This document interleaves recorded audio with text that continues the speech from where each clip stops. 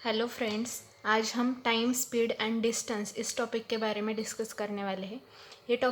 ये टॉपिक बहुत तो सारे स्टूडेंट्स को हार्ड लगता है, बट बहुत ही सिंपल तरीके से मैं आपको ये टॉपिक डिस्कस करने वाली हूँ। ओके, तो शुरू करते हैं।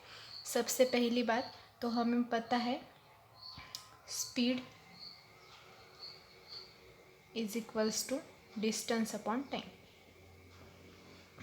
ओके, तो ये फॉर्मूला सबसे इम्पोर्टेंट है। Speed is equals to distance upon time. Okay, suppose इस वाले फॉर्मूले में हमने दो ऑब्जेक्ट्स की स्पीड को सपोज कांस्टेंट लिया। Speed is equals to constant. Okay, then क्या आता है, time is directly proportional to distance. Okay, अगर हमने इसका रेशो कंसिडर किया सपोज दो ऑब्जेक्ट्स का, तो T1 upon T2 is equals to क्या आएगा, D1 upon D2। Okay, when speed is constant. Speed is constant. Okay, similarly suppose हमने टाइम को कांस्टेंट लिया। Okay, time is equals to constant. तो हमने टाइम को कांस्टेंट किया तो सेम आएगा, speed is directly proportional to distance. और इसका अगर रेशो कंसिडर किया तो क्या आएगा, speed of first object upon speed of second object is equals to D1 upon D2। Okay, ये हो गई when time is constant. Third condition क्या है हमारी, suppose distance is constant.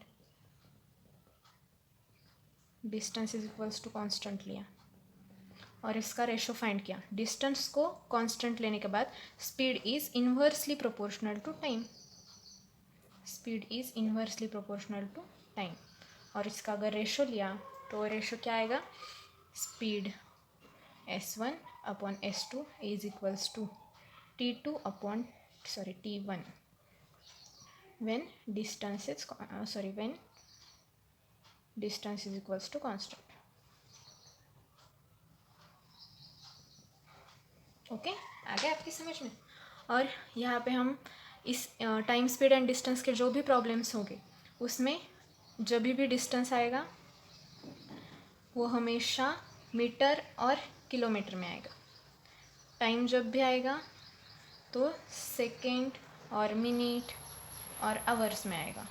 Okay, और स्पीड जब भी आएगी तो मीटर पर सेकेंड और किलोमीटर पर आवर में आएगी। ठीक है, ये कन्वर्जन की सबसे मेन कंसेप्ट है स्पीड के बारे में। अगर इसका कन्वर्जन गलत हो गया तो हमारा पूरा प्रॉब्लम गलत हो सकता है, इसलिए मैं जो अभी बताने वाली हूँ वो आप अच्छे से ध्यान में रखिए। हमारी स्पीड जो होती है या तो किलोमीटर पर आवर में होती है या स्पीड मीटर पर सेकंड में होती है। ठीक है, किलोमीटर पर आवर का अगर हमें मीटर पर सेकंड में कन्वर्जन करना है तो उसको 5/18 से मल्टीप्लाई करना है। ठीक है, 5/18 से। और अगर मीटर पर सेकंड में स्पीड दी है और हमें किलोमीटर पर आवर में करनी है तो क्या करना है, 18/5 से मल्टीप्लाई करना है। ओके, तो ये रही बेसिक कंसेप्ट। ठीक है, तो आगे हम दो प्रॉब्लम्स देखेंगे तो आपको ये कंसेप्ट्स बहुत ही अच्छे से क्लियर हो जाएगी।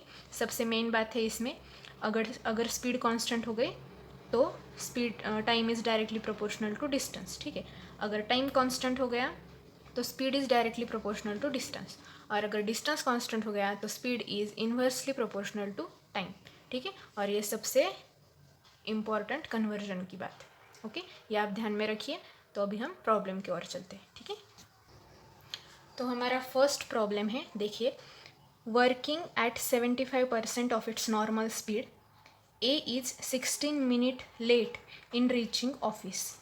The usual time taken by him to cover a distance between home and office is. Okay, तो यहाँ पे क्या दिया है, सपोज कीजिए A एक इंसान है। A क्या कर रहा है, ये उसका है home, H denotes home. A person home से लेके ऑफिस तक नॉर्मल डेज में सपोज कंसिडर कीजिए उसकी नॉर्मल स्पीड है यस, ओके, और इसका यूजुअल टाइम है जो उसको हर रोज़ लगता है वो है टी, ओके, यूजुअल टाइम। तो इन्होंने कंडीशन क्या दी है, 75% of its normal speed, 75% percentage मतलब divided by 1000 of its normal speed, and क्या है 16 मिनट लेट हो गया है वो। 16 मिनट लेट मतलब जो उसका यूजुअल टाइम है टी, उससे 16 मिनट्स एक्स्ट्रा लग रहे हैं उसको, ठीक है। तो उस डे का उसका टाइम क्या हो गया, टी प्लस 16, ठीक है। तो सपोज़ कीजिए होम से लेके ऑफिस तक का डिस्टेंस क्या है, डी।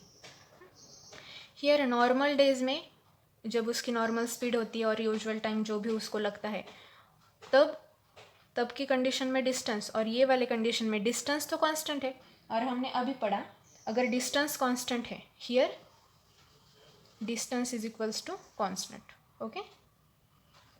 अगर डिस्टेंस कांस्टेंट है तो हमने रेशो क्या देखा था, speed S1 upon S2 is equals to, distance constant है तो speed inversely proportional to time होती है, इसलिए T2 अपॉन T1, ओके। आया आपको समझ में ये कहाँ से आ गया, अगर डिस्टेंस कांस्टेंट होता है तो speed is inversely proportional to time, इसीलिए speed S1 upon S2 is equals to T2 upon T1। तो इसी को सॉल्व करते हैं। S1 क्या है, normal time, normal speed S, 75% of its normal speed, इसका मतलब है 0.75 ऑफ S, ओके।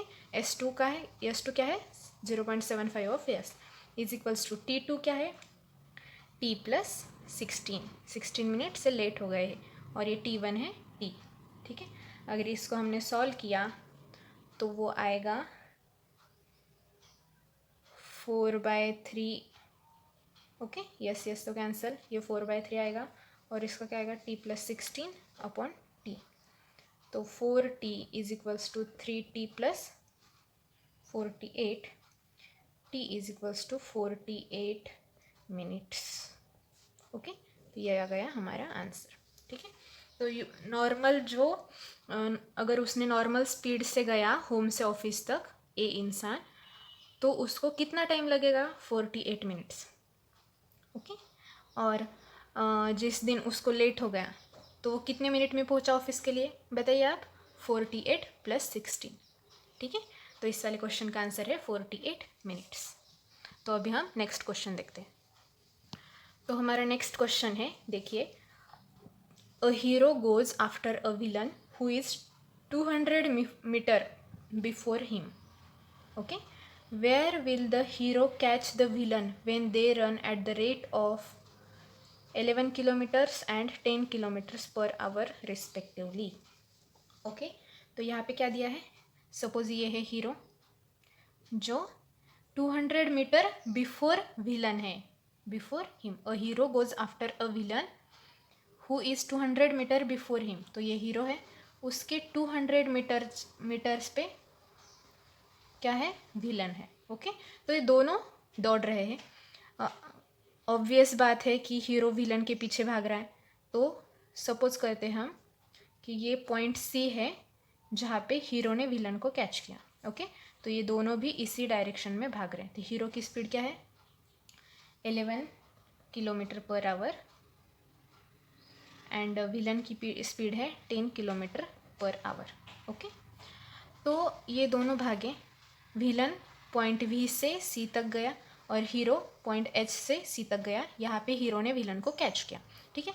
इस वाली कंडीशन में अगर आपने ध्यान से देखा तो हीरो और विलन दोनों की ना तो स्पीड सेम है ना ही डिस्टेंस सेम है, क्योंकि हीरो 200 मीटर बिफोर है विलन के, तो इस वाले कंडीशन में दोनों भी सेम टाइम के लिए दौड़ रहे हैं, ओके।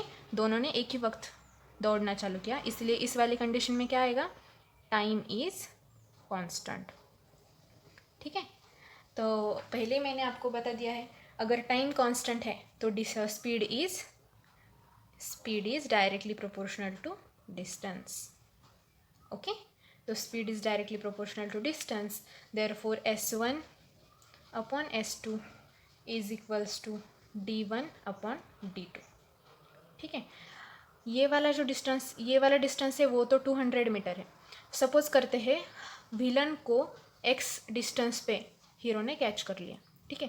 तो ये वाला डिस्टेंस हो गया एक्स और ये वाला डिस्टेंस हो गया 200 मीटर, ठीक है। तो स्पीड ऑफ हीरो है 11, स्पीड ऑफ विलन है 10, ओके। तो विलन में कितना D1 हीरो का डिस्टेंस कितना है x प्लस 200 मीटर, ओके।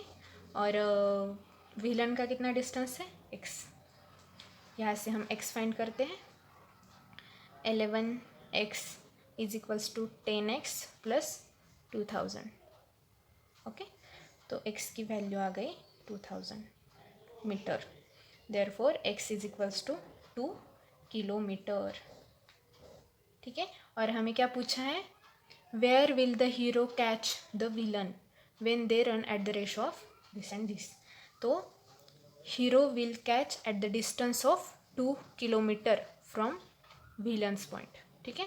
तो ये पॉइंट सी है 2 kilometre from distance of villain, okay, ठीक है। तो इसका next part time of meat की कंसेप्ट हम नेक्स्ट वाले वीडियो में देखेंगे, ठीक है। Thank you.